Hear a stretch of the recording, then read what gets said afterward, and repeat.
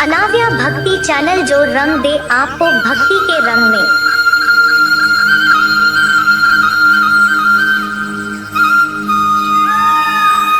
नमस्कार दोस्तों, आपका स्वागत है हमारे YouTube चैनल अनाव्या भक्ति चैनल पर। आज हम आपके लिए एक नई कहानी लेकर आए हैं जो जगत के पालनहार भगवान शिव की पत्नी मां पार्वती ने उनसे एक औरत विधवा क्यों होती है इसके बारे में पूछा था। तो चलिए कहानी शुरू करते हैं। अगर आप भी आध्यात्मिक जानकारी पाना चाहते हैं तो इस चैनल को अभी सब्सक्राइब कर लें।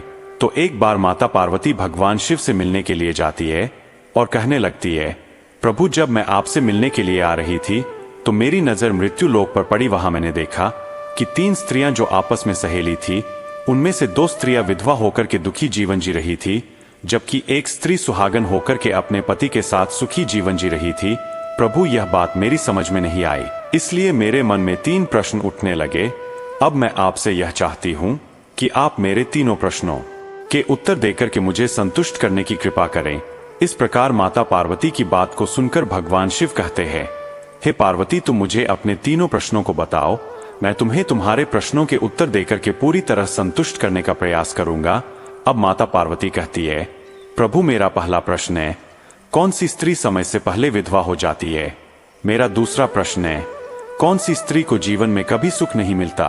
और मेरा तीसरा प्रश्न है, कौन सी चीज ऐसी है जो एक पत्नी अपने पति को मांगने से भी नहीं देती? मित्रों, इस प्रकार माता पार्वती के प्रश्नों को सुनकर के भगवान शिव कहने लगे, तुम जिन स्त्रियों की बात कर रही हो उनमें से 2 स्त्रियां विधवा होकर अपना दुखी जीवन जी रही है और वहीं पर एक स्त्री सुहागन होकर के अपने पति के साथ में अपना सुखी जीवन जी रही है। तुम जानना चाहती हो आखिरकार ऐसा क्यों है? तो मैं तुम्हें एक छोटी सी कहानी सुनाता हूँ। इस कहानी को बहुत ही ध्यान से सुनना। आधी अधूरी कहानी सुनने वालों को आधा अधूरा ही ज्ञान प्राप्त होता है जो जीवन में कभी काम नहीं आता। क्योंकि तुम्हारे तीनों प्रश्नों के उत्तर इसी छोटी सी कहानी में समाये हुए हैं।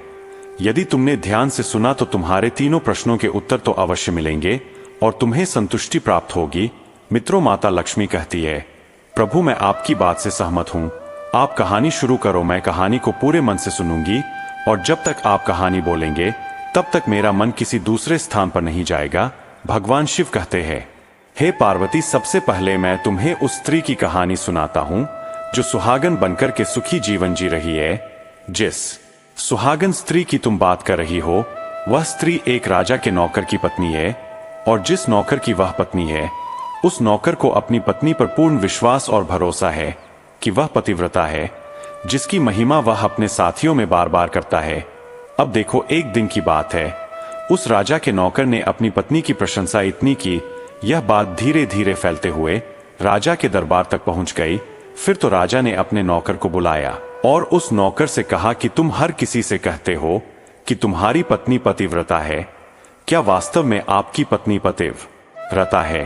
क्या आपको पूर्ण विश्वास है? इस प्रकार राजा की बात सुनकर के नौकर कहने लगा, महाराज मुझे पूरा विश्वास है और पूरे से भी आगे विश्वास है कि मेरी पत्नी पूरी तरह पतिव्रता है। अब इस समय पर राजा का महामंत्री कहने लगता है, यदि मैं तेरी पत्नी का पतिव्रत धर्म खंडित कर दूं तो तुझे क्या सजा मिलनी चाहिए? फिर तो नौकर ने कहा, यदि तुम मेरी पत्नी का पतिव्रत धर्म खंडित कर देते हो तो महाराज मुझे फांसी लगा देना। अब उधर वह राजा का नौकर भी मंत्री से कहता है, यदि महाराज यह मेरी पत्नी का पत्नी व्रत धर्म खंडित नहीं कर पाए तो इनको सजा क्या मिलनी चाहिए? तो राजा ने कहा कि मंत्री को भी फांसी की सजा दी जाएगी। फिर भगवान शिव कहते हैं, पार्वती मंत्री ने स्वीकार कर लिया और नौकर से पूछा कि क्या वस्तु लाऊं जिसे तू माने कि मैं तेरी पत्नी का धर्म खंडित करने में सफल हुआ? तो नौकर ने कहा, मंत्री यदि तुम मेरे घर से जाकर के मेरे विवाह के समय पर मुझे एक पटका मिला था और एक कतार मिली थी, वह मेरी पत्नी ने बहुत ही संभाल कर रखी है, जो सुहाग की निशानी मानी जाती है। यदि तू पटका और कतार लाकर मुझे दिखा दे तो मैं मान जाऊंगा कि मैं मेरी पत्नी का धर्म तूने पूरी तरह नष्ट कर दिया है। अब शर्त स्वीकार हो जाने के बाद में वह मंत्री शहर में जाता है और एक दुती से जाकर मिलता है। वह दुती हमेशा एक दूसरे से भिड़ने का काम करती थी और जो काम कोई नहीं कर पाता वह काम करने में वह सक्षम थी। फिर इस प्रकार उस मंत्री ने उस दुती को अपने स्वार्थ के लिए बुलाया और दुती से कहा कि देखो, इस नाम का एक व्यक्ति है, एक व्यक्ति उससे मेरी शर्त लगी है। और फिर उसने उसे शर्त के बारे मैं उसको सारा कुछ बता दिया। फिर वह दुती से कहने लगा, तू कैसे भी करके उस स्त्री से मेरा संपर्क करवा दे। तुझे जितना धन चाहिए मैं उतना धन दूंगा। इस प्रकार मंत्री की बात सुनकर के दुती कहने लगी, भाई तू उस औरत के बारे में बात मत कर। वह औरत पूरी तरह से पतिव्रता है। तेरी और थूकेगी भी नहीं, तेरी शक्ल भी नहीं देखेगी, और उनके परिवार के व्यक्ति खूंखार है, तेरी खाल उतार लेंगे। तो मंत्री कहने लगा, ठीक है, यदि तू मेरा उससे संपर्क नहीं करवा सकती है तो एक काम कर दे, उसके घर जाकर के पटका और कतार चुरा कर ला दे, और उसकी पत्नी के गुप्तांग के पास में यदि कोई चिन्ह हो तो वह चिन्ह भी मुझे देख करके बता दे। फिर मैं तुझे मुंह मांगा इनाम दूंगा। यह बात दुती की समझ में आ गई और उसने कहा, ठीक है, मैं तुम्हारा काम अवश्य करूंगी। नौकर शहर में रहता था। दुती नौकर के घर जाती है। उसकी पत्नी से जाकर बोलती है, बेटी मैं तेरी पति की बुआ हूं, मैं कई वर्षों के बाद आई हूं। फिर उस स्त्री ने कहा, मैंने आपको पहले कभी देखा नहीं, इसलिए पहचान नहीं पाई। और इस प्रकार उस दुती को उस नौकर की पतिव्रता स्त्री ने बहुत बड़ा सम्मान दिया, मगर उसे क्या मालूम था कि यह उसके साथ में छल करने आई है। अब भगवान शिव कहते हैं, पार्वती इस प्रकार वह दुती उस पतिव्रता स्त्री के साथ में 2 दिन तक रुकी। जिस समय वह स्त्री स्नान करने लगी तो दुती उठकर के उस पतिव्रता के कमर रगड़ने लगी।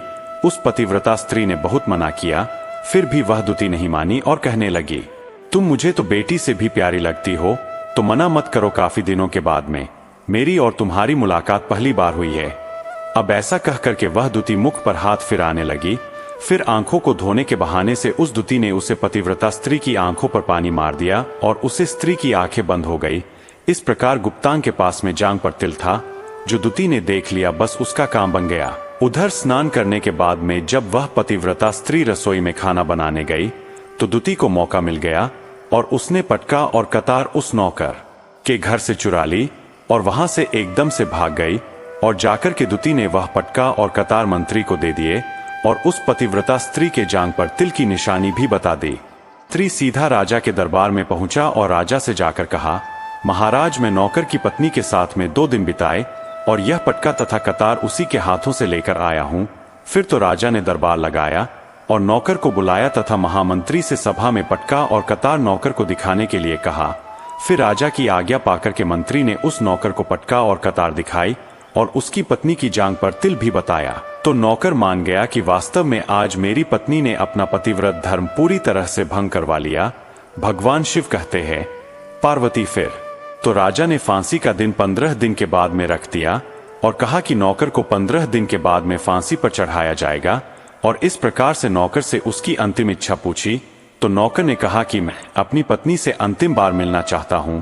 इस प्रकार राजा ने उस नौकर को आज्ञा दी कि ठीक है, तुम अपनी पत्नी से मिल सकते हो। फिर नौकर अपने घर गया और अपनी पत्नी से कहा कि आपने मेरे साथ में बहुत बड़ा विश्वासघात किया। मैंने आपके विश्वास पर मंत्री से ऐसी शर्त लगाई थी कि राजा के दरबार में राजा के सामने मैंने कहा था कि मेरी पत्नी का पतिव्रत धर्म कोई नष्ट कर दे तो मुझे फांसी लगा देना। अब मुझे 15 दिन के बाद में फांसी लगा दी जाएगी। मेरे साथ विश्वासघात करके तुमने ठीक नहीं किया। उसे पतिव्रता स्त्री ने अपने पति को सारी बात बताई, मगर उस विश्वास नहीं हुआ। और फिर नौकर राजा के दरबार में पहुंचा तो राजा फिर उसे कैद में डलवा दिया गया। अब उधर नौकर की पतिव्रता धर्मपत्नी ने परमात्मा को याद किया और अपना भेष बदल करके राजा के दरबार में गई और राजा से नाच दिखाने की आज्ञा मांगने लगी, क्योंकि वह स्त्री बहुत ही सुंदर थी और उधर राजा शौकीन होते हैं। इसलिए राजा ने आज्ञा दे दी कि सभी मंत्री आदि उपस्थित होकर के इस सुंदरिका का नाच करवाने की पूरी व्यवस्था करी।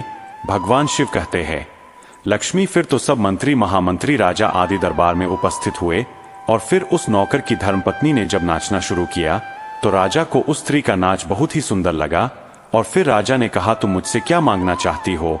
तुम जो भी मांगोगी मैं तुम्हें वही दूंगा। फिर उस नौकर की पतिव्रता स्त्री ने कहा, महाराज आपकी सभा में मेरा चोर है जिसने मेरे रुपए लिए थे मगर आज तक वापस नहीं दिए, उसे फांसी की सजा दे दीजिए। अब राजा ने कहा, ठीक है, बताओ मेरे दरबार में तुम्हारा चोर कौन है, उसका नाम क्या है, मैं उसको फांसी की सजा अवश्य दूंगा। भगवान शिव कहते हैं, फिर उस नौकर की पतिव्रता स्त्री ने कहा, महाराज आपका मंत्री मेरा चोर है, आप इनको फांसी की सजा अवश्य दें। अब उधर जैसे ही मंत्री ने सुना कि यह सुंदरी मुझे अपना चोर बता रही है तो मंत्री कहने लगा, महाराज मैं कसम खाकर कहता हूं कि मैं इसका कभी कुछ नहीं चुराया है। मैंने इसे आज तक कभी देखा ही नहीं है। तुम चोरी कैसे कर सकता हूं? मैं आज तक इसकी शक्ल ही नहीं देखी है। अब भगवान शिव कहते हैं, पार्वती जैसे ही मंत्री ने कहा कि मैं सुंदरी की आज तक शक्ल ही नहीं देखी है, तो वह सुंदरी कहने लगी, महाराज यह मंत्री मुझे जानता नहीं है, तो आप इससे यह पूछो यह पटका और कतार कहां से लाया था। मैं उस नौकर की पत्नी हूं जो आपके यहाँ पर नौकरी करता है और आप मेरे निर्दोष पति को फांसी चढ़ाने वाले हैं।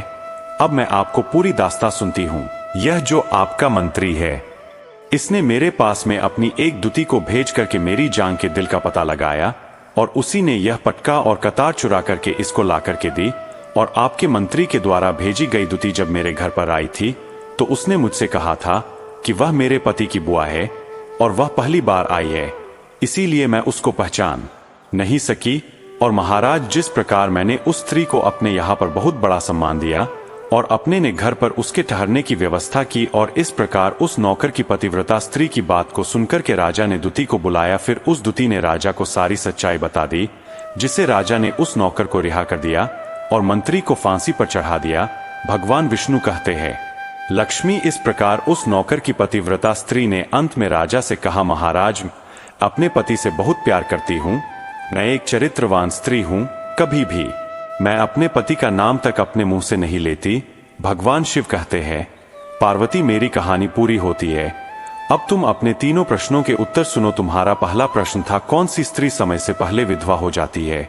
तो जो स्त्रियां अपने पति का नाम लेती है वह समय से पहले विधवा हो जाती है, क्योंकि पति का नाम लेने से पति की उम्र कम हो जाती है और समय से पहले ही उनके पति की मृत्यु हो जाती है। ऐसी स्त्रियां जो पति का नाम लेती है समय से पहले ही विधवा होकर के एक दुखी जीवन जीती है। बस यही राज की बात है कि तुम जिन 3 सहेलियों की बातें कर रही थी उनमें से 2 विधवा थी और एक यह नौकर की पत्नी थी जो पतिव्रता स्त्री थी। यह पतिव्रता स्त्री कभी भी अपने पति का नाम मुंह से नहीं लेती थी। और उधर वह 2 स्त्रियों जो विधवा होकर जीवन दुखी होकर जी रही है, वह हमेशा अपने पति का नाम लेकर ही बुलाती थी, जिसकी वजह से उनके पति की उम्र कम हुई और फिर वह दोनों स्त्रियां समय से पहले ही विधवा हो गई और आज वह दुखी जीवन जी रही है। इसलिए कभी भी स्त्रियों को अपने पति का नाम अपने मुंह से नहीं लेना चाहिए। अब तुम्हारा दूसरा प्रश्न था, कौन सी स्त्री को जीवन में कभी सुख नहीं मिलता है? तो समझ लो, जो स्त्रियां अपने पति के बिना अनुमति के किसी तीर्थ स्थान या उत्सव में जाती है उनके जीवन में कभी सुख नहीं आता। ऐसी स्त्रियां जीवन पर दुखी रहती है और उन्हें पति का कभी प्रेम नहीं मिलता। भगवान शिव कहते हैं, पार्वती तुम्हारा तीसरा प्रश्न था कि ऐसी कौन सी चीज है जो एक पत्नी अपने पति को मांगने से भी नहीं देती? तो समझ लो वह चीज गाली है। एक चरित्रवान स्त्री कभी अपने पति को गाली नहीं दे सकती और जो स्त्री गाली देती है वह स्त्री कभी चरित्रवान नहीं होती और ऐसी स्त्री जीवन भर रोती है। उसके जीवन में कभी सुख नहीं आता और समय से पहले ही ऐसी स्त्री विधवा हो जाती है। मित्रों, इस प्रकार कहानी सुनने के बाद में माता लक्ष्मी पूरी तरह से अपने तीनों प्रश्नों से संतुष्ट होकर कहती है, प्रभु वास्तव में जो स्त्री चरित्रवान होती है वह कभी दुखी जीवन नहीं जीती है, क्योंकि ऐसे घर में लक्ष्मी का सदा वास होता है और वह घर धन धान्य से हमेशा भरपूर बना रहता है। ऐसी स्त्रियां हमेशा घर को स्वर्ग बना देती है। तो दोस्तों, यदि आपको यह वीडियो पसंद आई हो तो प्लीज आप हमारे चैनल को सब्सक्राइब अवश्य करें, वीडियो को लाइक करें और दोस्तों सच्ची श्रद्धा से कमेंट में जरूर लिखें। जय श्री राम। प्रिय मित्रों, वीडियो को अंत तक देखने के लिए धन्यवाद। जय श्री राम।